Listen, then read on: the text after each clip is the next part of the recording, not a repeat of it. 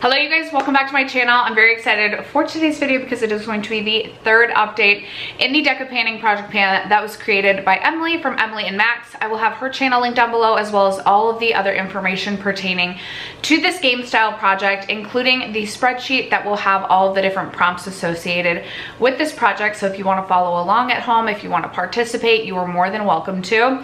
Definitely go check out Emily's channel, check out her introduction, check out her project. She does such an amazing job at creating such fun project pans and I absolutely love and adore her. So please go check her out as well as everyone else that is currently participating in this project. If you are unfamiliar with what the deco panning project pan is, it is a project pan that is kind of it's like a game style prompt-based product that is surrounded by a deck of cards. I am currently working on 5 products and I do have 2 rollouts today, which I'm very excited about. So if you're interested, stay tuned. First, if you have yet to subscribe to my channel and you like project panning content, palette themed content, or just chit-chatting about makeup, that is what we do over on this channel. So I hope you consider subscribing before moving on. Also, don't forget to like this video and leave a comment down below and anything else that the YouTube algorithm loves for you to do. I would really appreciate it. And without further ado, let's get into the update.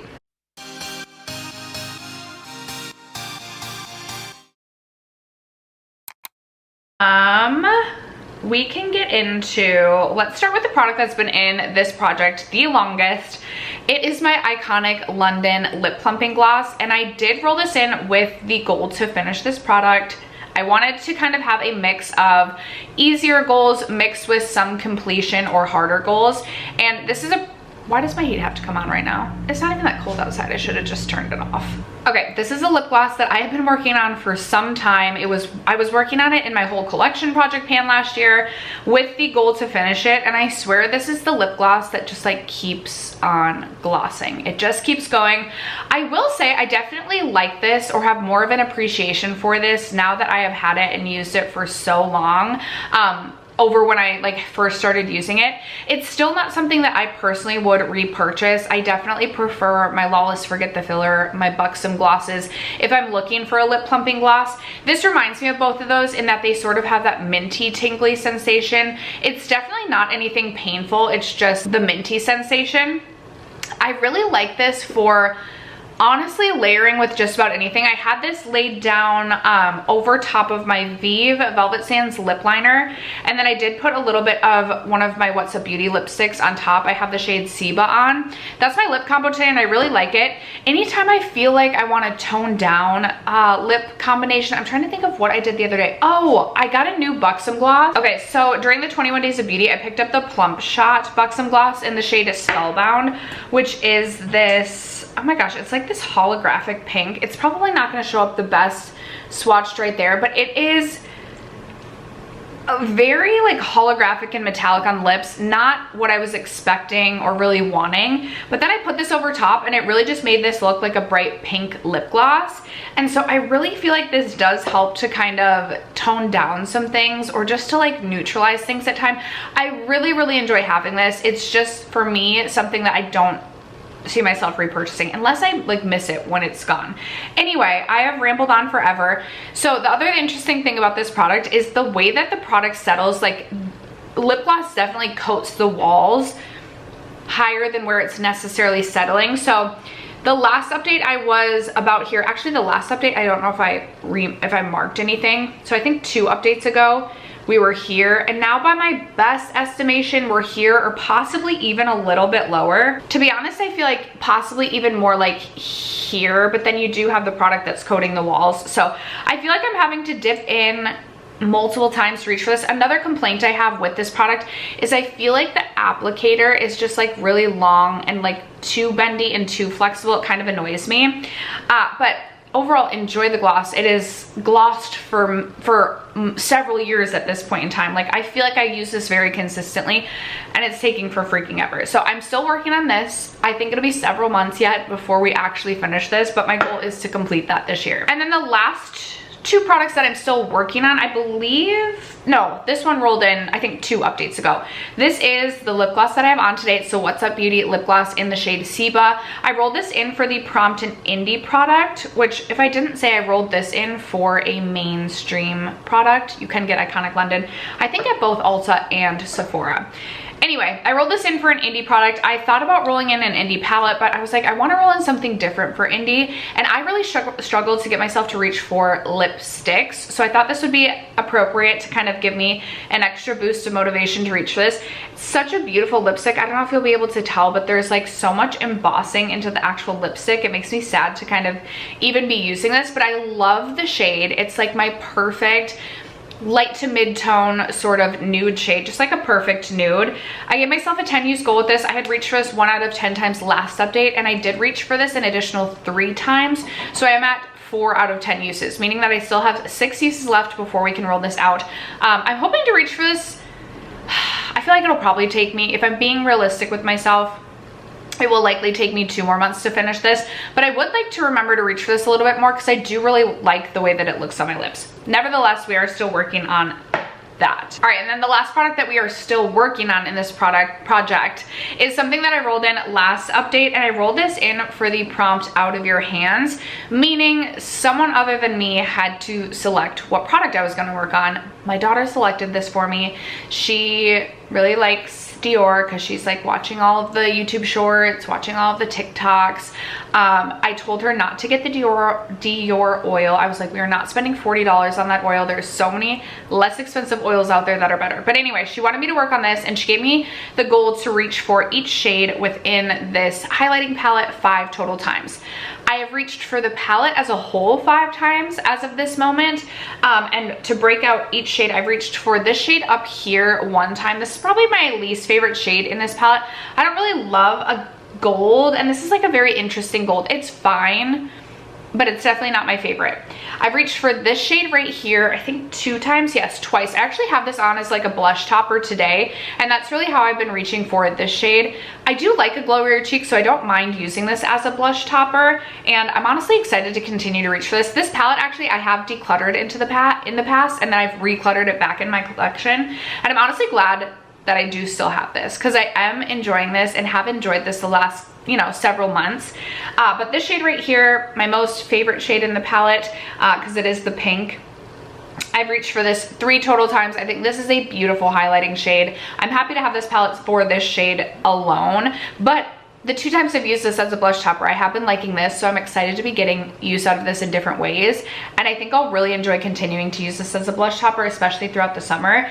And I do always like to have kind of a peachy highlight as well in the summer. So honestly, 3 out of the 4 shades I'm really happy to have in my collection right now. But the peach shade I've reached for 2 times. So I have 4, 3,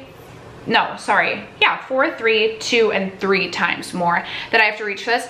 I do think this will take me probably 2 more updates to finish this as well, but I'm enjoying reaching for this, and I'm honestly glad that she chose to roll this in. So that means that we have 2 rollouts. So we can start with the product that's on my eyes today, and this product will be rolling out. This is the Kaleidos Futurism 7 Sashimi City eyeshadow palette, and I rolled this in for the prompt a warm toned product. This is a very warm toned eyeshadow palette, and I did give myself the goal to no pan left behind this, and I have all 6 shades on my eyes today. I love this palette. This is one of my top favorite palettes in my entire collection, and really has been for several years. The last couple of times I've done like a top 15 top favorite palettes in my collection, this has always been a favorite. And the reason being is for a warm toned, easy everyday palette that doesn't take a lot of thought, this is such a perfect palette. But these 2 shades are so special that it really does not look like just like a 6-pan palette on your lids, in my opinion. Anytime I wear these 2 shadows in public, I always get asked questions about what's on my eyes. I think this palette is beautiful. I absolutely love this shade as an inner corner highlight. I do have a pan in that pan specifically of eyeshadow, and I anticipate I will continue to reach for this, especially throughout the summertime. Again, it's just such an easy reach.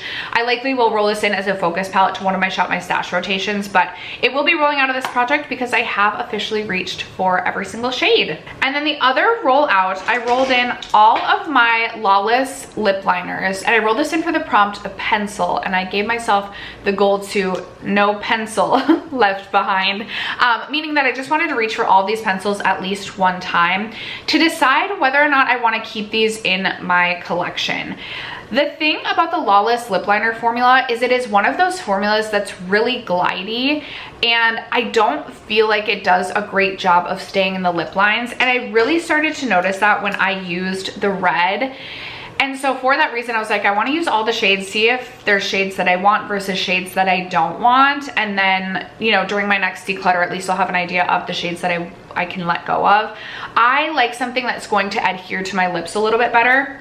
And so I have used all of the shades, and the only pencil that I think I will keep is the shade Nude Honey, which is like the most nude, the most neutral, the most close to my lips, which is probably like, I don't notice it as much as if it's outside my lip lines a little bit, because it is so close to my natural lip color.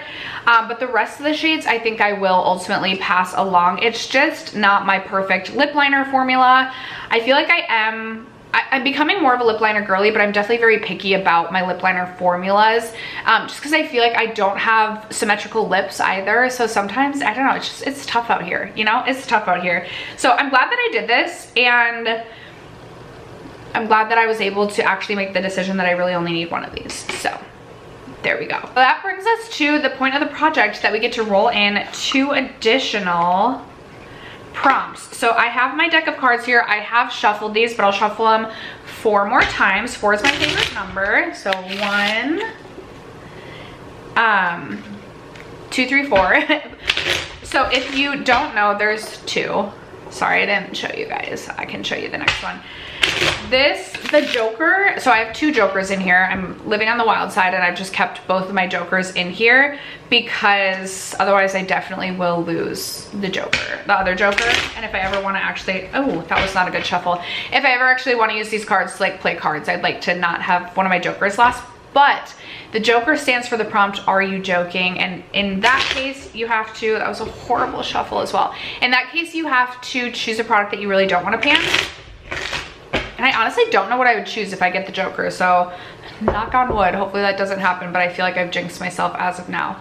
I should have cut the deck. Anyway, we're all over the place. Okay, we get the King of Hearts, and I know that the face cards are the same prompt every time, so I'll be curious what that is. And then we get the 9 of Diamonds. So I'm gonna pull up the game board and I'll pop it on the screen so you guys can follow along with me. Okay, I just glanced at the game board. My daughter has my phone right now, so I just like pulled it up on my computer. And as I was getting ready today, I was like, ooh, if there's a way I can roll in this specific product, I really want to.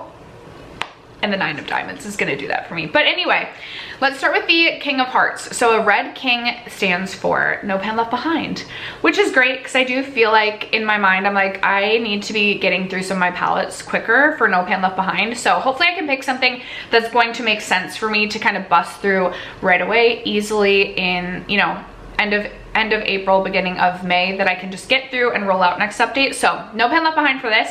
And then the 9 of Diamonds stands for a primer, which I already know what primer I want to use. So give me a moment to look through my palette collection and decide which eyeshadow palette I want to no pan left behind, and then I'll be right back to share my new products with you. Okay, I'm back and I'm a little bit nervous about my palette pick. Let me just walk you through what I was thinking. I was going to grab my Natasha Denona Mini Nude for the no pan left behind. I 2 years ago wore Mini Nude for my birthday. My birthday is May 9th, so I was like, oh, like I can just wear Mini Nude for my birthday again. It's a 5 pan palette. That would be very easy. It would be very easy. That would be an easy pick. It would be a very easy palette to just bust through no pan left behind. Hopefully I can do that honestly separately still on my own in the next month or so.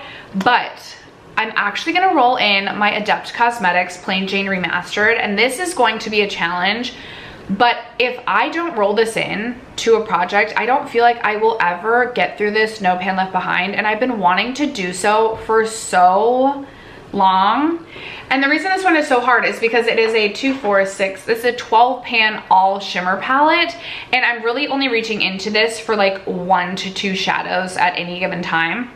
I was just trying to flip to see. Okay, I started to track this year because I was like, I've got to make my way through this palette this year. And I have already reached for 2 shades in this palette. I've reached for this shade right here, which is a really beautiful pink, and I have reached for this shade right here. So basically the 2 shades that I would be most likely to reach for, the pink and the blue, I have already reached for. Feels like there's kind of a lot of purple happening here, and I'm not like a purple lover anymore, but maybe we can have some fun, maybe do something a little bit different. We've got some like ultraviolet-y, bluey purples. I just want to have fun with this eyeshadow palette. It might take me a couple of updates to get use out of this, or to finish this. I'm wanting to reach for this blue already again. Honestly, the pink, maybe I'll reach for those several times. We've got some greens. We've got like a good mix of things happening in here. And so my goal is going to be to No Pain Left Behind, the Plain Jane Remastered by Adept. Okay, and then for the 9 of Diamonds, a primer. I have been like unofficially panning the One Size Secure the Glow Tacky Hydrating Primer all year, and I keep reaching for it over like my Iconic London primer, which is going in my Rolling Project 10 pan, and I feel guilty about it, but it's so close to being done that I'm like, I want to have an empty. So I've been feeling kind of guilty for reaching for this. I'm like, if I can roll this into a project, I definitely want to do it so that I don't have to feel as guilty reaching for it. And we got a primer. Okay, so this is where I'm at.